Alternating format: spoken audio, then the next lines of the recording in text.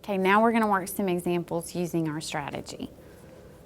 The first step in our approach is to identify the location of the leaving group.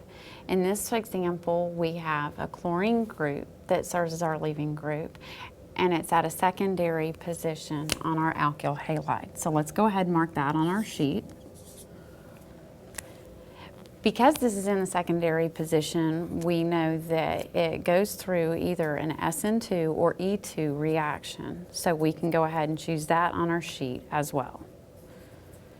Now looking at this particular substrate, you'll notice that there are two chiral centers.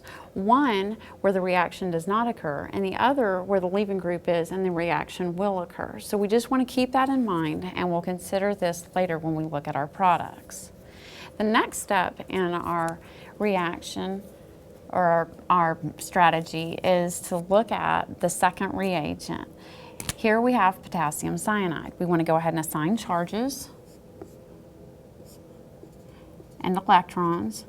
Now the potassium acts solely as a spectator ion. What we want to focus on is the cyanide ion. This is going to act either as our nucleophile or our base. So we want to be able to identify the different characteristics of it. Number one, the cyanide ion is weak acid or weak base. The negative charge on it does allow it to serve as a strong nucleophile. It is relatively small, and so it is unhindered. Combining all of those characteristics, we can predict that this reaction will occur through SN2. So we'll go ahead and mark that on our sheet.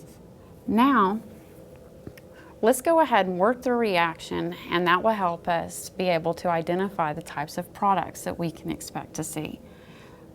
First, you're going to have these electrons come over and perform backside attack at the chiral center on this carbon, which is going to knock this chloride group off, making it the leaving group. Now, because this backside attack occurs, we have some inversion of stereochemistry. So now we can take a look at the types of products that we'll get.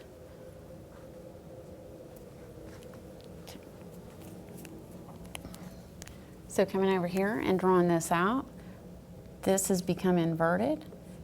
And here's your cyanide ion. Here's your hydrogen. And you can see with this inversion, now we need to consider whether or not this inversion has caused the configuration of this chiral center to change. So again, we'll look at priorities. We'll assign priorities to the different groups. And in this one, we find that the chiral center has in fact changed the configuration and has now become S. However, the chiral center at the location where the reaction did not occur remains the same. And this is your product for the overall reaction.